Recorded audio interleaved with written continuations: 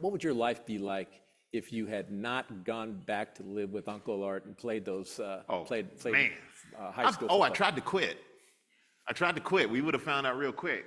Because after my first semester, I hated it. I hated being in college, like away from my family. I missed everybody. So Christmas break came around. I took everything out of my dorm room, light bulbs, everything. I was not going back. And I remember the week after school started, and my dad said, "When do you have to go back to school? Didn't it start?" I'm like, "Yeah, it started a week ago." And I thought I was a man at that point. Let my voice get a little deeper. Like, yeah, I thought it was a week ago. He said, "What are you gonna do?" I said, "I'm not going back. I'm just gonna stay here and get a job." And he looked at me and he said, "What are you gonna do?" And I realized that my dad was meaner than me, bigger than me, stronger than me, and my dad was a boxer in the Army. So I was like, I don't think it's a good idea to fight him on this. So I went back to college, and I just made up my mind. I have to be here. Yeah. And that was a pivotal point in my life, where there are certain things that have happened in my life, like being called Bob, and realizing what it meant, and that changed my mindset to go, so I don't like this, and I changed it to changing my mindset about being away from my family and in college on the other side of the world, or 6-7 hour time difference away. That completely changed my mindset. And I realized if I have to go back to school because I can't stay here, if you're gonna do something, be the best at it. Yeah. Everybody, so many people doing the same thing, but the ones who stand out are the ones who do it, and they go into it thinking that they're doing it to the best of their abilities every single day with consistency, not I'm getting through it, which is what I was doing my first semester in college. Well, you must have had some qualities and characteristics besides will that made you stand out, obviously, because a few years later you got drafted by the New York Giants. So what were those qualities and characteristics? Oh, I work hard. I always did as a player, I think, when my mindset changed. And I was hungry to learn more. Like I never thought I knew everything. I never professed to know anything.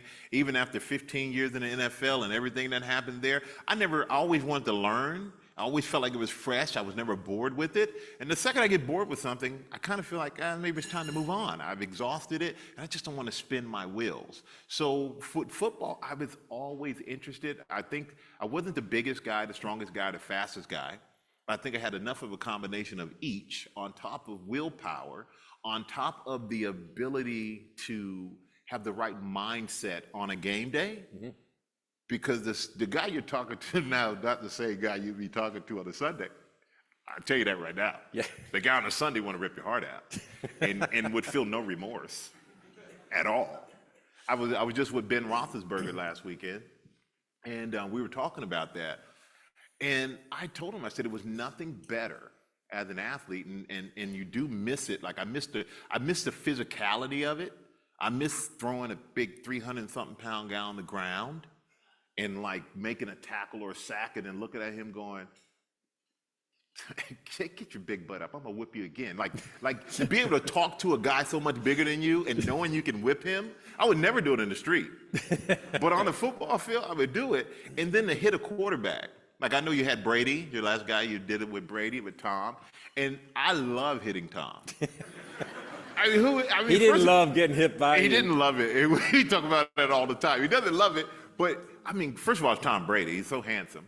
But it's nothing like, and it sounds violent, but football to me was a controlled violence.